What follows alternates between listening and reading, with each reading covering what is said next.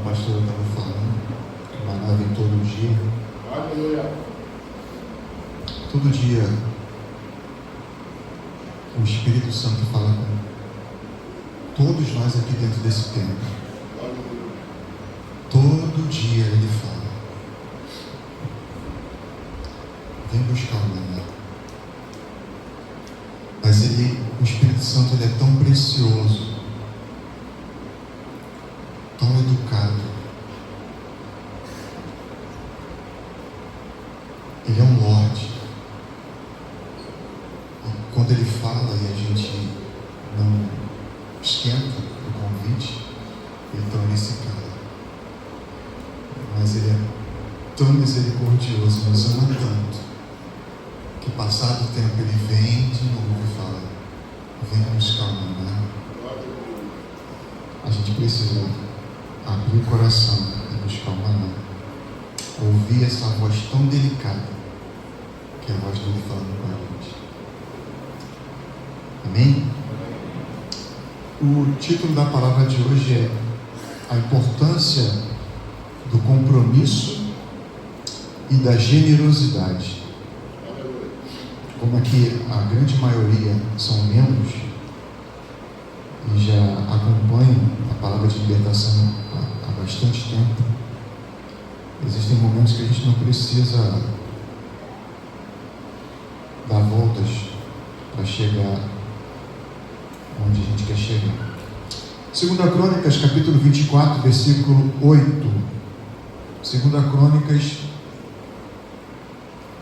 capítulo 24, versículo 8 ao 16. Amém. Diz assim: então, por ordem do rei, fizeram uma caixa e a colocaram do lado de fora, à entrada do templo do Senhor.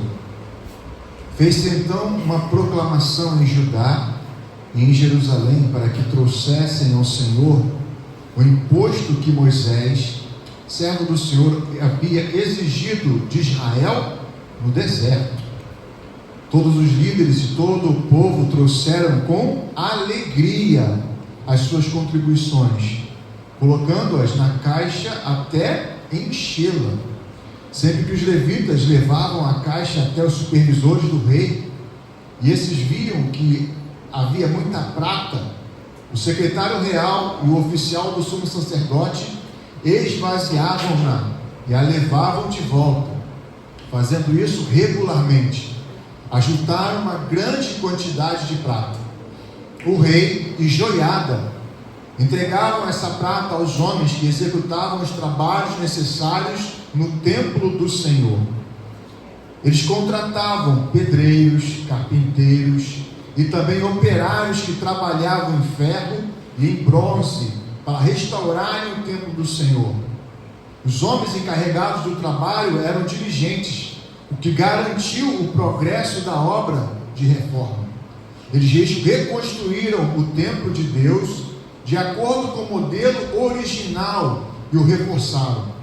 Quando terminaram, trouxeram o restante da prata ao rei e à joiada, e com ela foram feitos utensílios para o templo do Senhor, utensílios para o serviço e para os holocaustos, além de tigelas e outros objetos de ouro e prata. Enquanto Joiada viveu, holocaustos foram apresentados continuamente no templo do Senhor. Joiada chegou à idade avançada e morreu com 130 anos. Ele foi sepultado com os reis da cidade de Davi, na cidade de Davi, em atenção ao bem que havia feito em Israel, em favor de Deus e do seu templo. Esse relato mostra como foi feita a restauração da casa do Senhor pelas mãos de Joás, o rei Joás, e o seu encarregado Joiada. E a gente viu nos versos 15 e 16, eles contam que Joiada, embora ele fosse um encarregado, ele foi sepultado junto com os reis, diz assim, em atenção ao bem que havia feito em Israel, em favor de Deus e do seu templo. Joiada naquela época e naquele tempo estabeleceu uma mudança, e por isso ele recebeu aquela honra. Além de Israel ter sido beneficiado, o coração de Deus se alegrou com aquela atitude não só do rei, de Joiada, mas de todo o povo. Agora, ouça isso. Muitas pessoas querem estabelecer uma mudança visível, sem estabelecer uma mudança invisível. Joiada, antes de estabelecer uma mudança visível, junto com o rei Joás, ele estabeleceu dentro de si uma mudança invisível.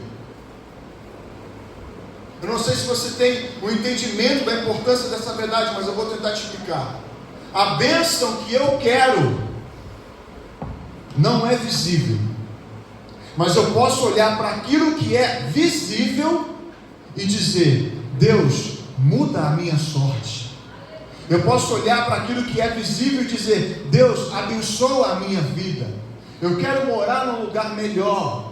Eu quero sim conquistar. Eu quero iniciar uma faculdade e terminá-la. Eu quero concorrer a um concurso público e terminar. Deus, muda a minha sorte. Eu quero sair do aluguel. Deus, muda a minha sorte. Eu quero melhorar o meu salário. Mas isso vem com fé, obediência, esforço e muito trabalho. Agora, não há como obter uma transformação do visível sem que primeiro o invisível mude, sem que o nosso coração e a nossa fé mude. A minha fé precisa mudar e o meu coração precisa mudar. Agora, se nós examinarmos os versos 8 e 9, nós podemos ver que o imposto que foi mencionado não começou em um jardim do Éden. O imposto que foi mencionado, que foi pedido, não começou no oásis. O imposto que foi pedido começou no deserto. Olha o que diz, verso 9, 2 Crônicas 24, 9. Fez-se então uma proclamação em Judá e em Jerusalém, para que trouxessem ao Senhor o imposto que Moisés, servo do Senhor, havia exigido de Israel no deserto.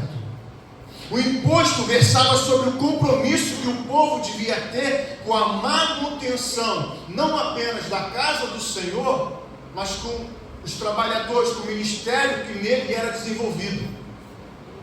Eu queria que você guardasse isso no seu coração. E isso não serve apenas, não se estabelece apenas para dízimos e ofertas para a área financeira. Toda vez que Deus estabelece um princípio, ele nada mais antes de mais nada, ele pensa em nos abençoar.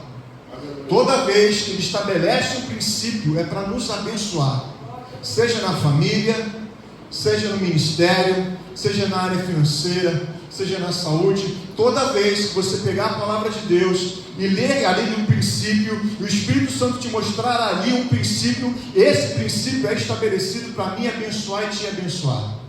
Esse princípio não é estabelecido para colocar apenas uma regra. Esse princípio não é estabelecido para colocar uma corrente onde eu não posso ir, eu não posso fazer. Esse princípio é colocado para me abençoar e te abençoar. É uma forma de orientação. Siga a minha orientação, é como Deus estivesse dizendo: e eu vou te abençoar. Quando o pastor declara que nós seremos abençoados, Rodrigo, sai muitas das vezes das nossas bocas brados de alegria. A gente só falta se pendurar no teto, no ventilador, no ar-condicionado. Mas quando ele ministra sobre o ato de dar, a gente fecha a cara. Quando ele ministra sobre o ato de devolver aquilo que é de Deus, a gente fecha a cara. Enquanto o nosso coração não estiver disposto a dar, o tanto que ele é disposto a receber, a gente nunca vai ser provido. Eu vou repetir: enquanto o nosso coração não estiver disposto a dar, o tanto quanto a gente é disposto a receber, porque dispostos a receber a gente nunca vai ser provido. Nós precisamos aprender a dar, não apenas para Deus, mas para o nosso próximo, o nosso tempo para Deus, para a casa de Deus. Hoje pela manhã eu olhei, o pastor Carl colocou, não foi no grupo da igreja, os irmãos trabalhando na igreja, doando, dando o seu tempo para Deus. Aleluia. Quando eu falo que prosperidade não é a respeito apenas de dízimos e ofertas e finanças, Eu não estou mentindo para você. Quando você trabalha na casa de Deus, como os irmãos trabalharam hoje pela manhã, você está aprendendo a dar para Deus. Você está dando o seu tempo para Deus, o seu melhor para Ele. Muitos de nós não celebramos esse momento porque nós desprezamos o poder que Ele traz a todas as áreas da nossa vida. Agora, eu escrevi aqui, eu fico incomodado ao constatar que muitos eram fiéis quando estavam no mundo, mais fiéis do que estavam no mundo do que agora, quando estão lavados e remidos no sangue do Cordeiro. E escrevendo isso, eu me lembrei de um tempo, pastor. Eu comentei até com a Vanessa lá em casa ontem, enquanto eu escrevia. Eu me lembrei de um tempo que eu era muito novo. Eu ia para a casa da minha tia, minha mãe levava eu e minha irmã para lá. E elas, ninguém conhecia o Senhor Jesus. E elas com um copo de cerveja, algumas com um cigarro, colocava a música do Raça Negra, botava. Chega de mentira, chega de brincar com medo.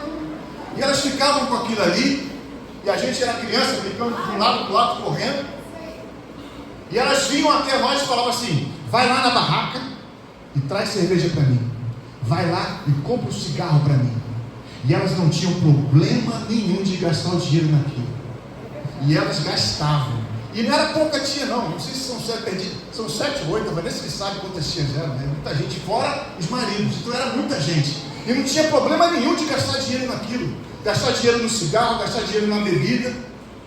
Mas aí, a gente conhece o Senhor Jesus, vem para a presença de Deus, e aí a gente aprende a dizimar e ofertar. E quando ele é falado sobre dizimar e ofertar, sobre trabalhar na casa de Deus, a gente acha que está querendo dar dinheiro para o pastor. A gente não tinha problema de dar dinheiro para a fábrica de cerveja, para a fábrica de cigarro. Quantos aqui viviam esse tempo que eu falei? Viviam esse tempo dando dinheiro para o diabo, sem problema nenhum, sem fechar a cara, e iam com força. Mas quando vem para a presença de Deus,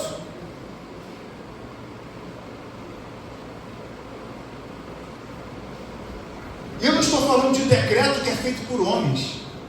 Dízimos e ofertas foram estabelecidos por Deus, eles nasceram no coração de Deus. O verso 11 diz assim: sempre que os levitas levavam a arca até os supervisores do rei, esses viam que havia muita prata, o secretário real e o oficial do sumo sacerdote esvaziavam-na e levavam-na de volta.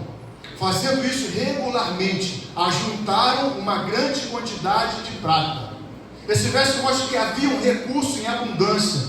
Quando nós comprometemos nossos recursos com o reino de Deus, a obra evangelística anda muito mais depressa.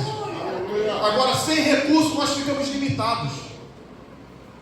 Quer ver só uma coisa? Pastor Wander Silva, presidente do Estado, administrador do Rio de Janeiro. Pergunte a ele: Pastor Wander, o senhor consegue comprar terrenos, construir igrejas, reformar igrejas sem dinheiro? Não, irmãos.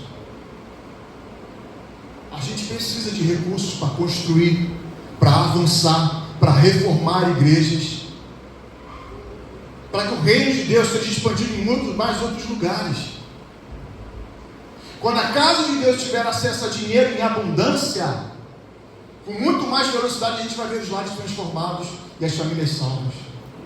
Agora, por que havia muito dinheiro? A Bíblia diz que eles tinham muitos recursos, porque eles eram generosos. Eles não fechavam a mão para o reino de Deus.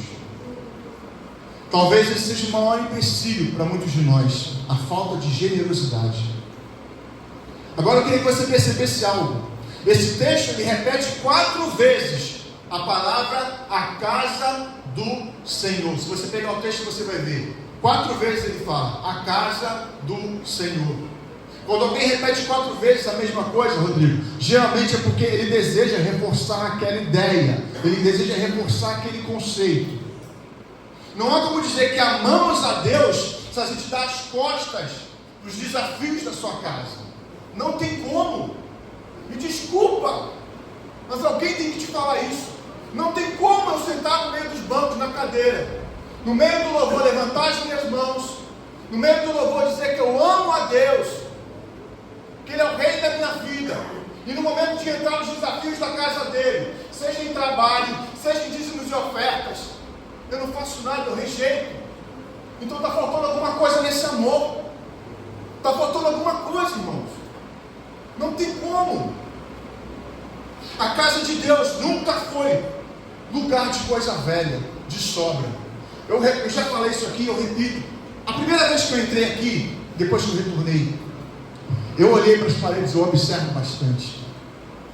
Eu olhei para as paredes e eu vi, colocaram tampa cega em tudo, tem excelência. Foi a primeira coisa que eu observei da profissão. Eu olhei e falei, colocaram tampa cega em tudo, porque a casa de Deus, ela tem que ser melhor do que a minha casa. Aleluia! Porque a casa de Deus tem que receber coisa melhor do que a minha casa. Agora, se você não consegue comprar algo, eu quero te fazer uma pergunta: você consegue comprar algo de boa qualidade com R$2? E o que eu espero receber de Deus se esse não for o seu melhor? Se R$2 for o seu melhor, amém. Eu já preguei aqui e falei que Deus, que Jesus, Ele transformou o conceito de mais. Quando R$2 para mim é o meu melhor, Ele recebe. Quando é o meu melhor, Ele recebe. Agora, quando eu posso dar mais e eu entrego aquilo que sobra, eu tenho que reavaliar meu coração. Se fôssemos avaliados por Deus nesse momento, aqui, hoje, dia 4 de fevereiro de 2024, se fôssemos avaliados por Deus nesse momento, se eu fosse avaliado por Deus nesse momento, Deus iria se agradar do meu e do seu coração? Da minha e da sua generosidade? Será que a gente ouviria de Deus, eu tenho me agradado de você?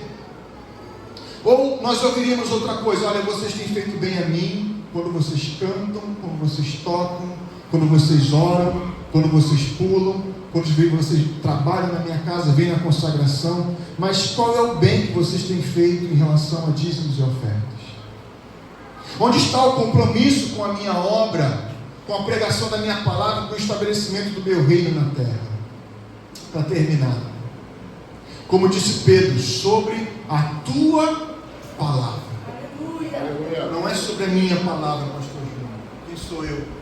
Não é sobre a pastora Dixie, sobre o pastor Washington, sobre o pastor algum aqui em cima. Sobre a tua palavra. Escute, você não vai plantar semente na vida de pastor. Graças a Deus. E também não teria problema nenhum nisso. A Bíblia respalda isso. Mas aqui nesse ministério, todos nós temos nossos empregos. Todos nós trabalhamos. Temos a nossa profissão. Então, quando você dizima em oferta, você não está dando dinheiro para pastor. Você não vai plantar semente na vida do pastor, mas sobre a palavra soberana de Deus. Aleluia. Amém? Tem sido generoso com a casa de Deus? Amém? Amém. Glória a Deus. Aleluia. Elas tinham esse costume de dançar, cantar e pedir para ir lá comprar cigarro e cerveja. Não tinha problema de vai lá comprar cerveja. Eu faço isso que é para quebrar a tensão. Está vendo como é que vocês estão sorrindo? Glória a Deus. Aleluia. Vocês estão sorrindo. Quem deseja dizimar e ofertar na casa do Senhor, aplauda ele aí, irmãos. Vai.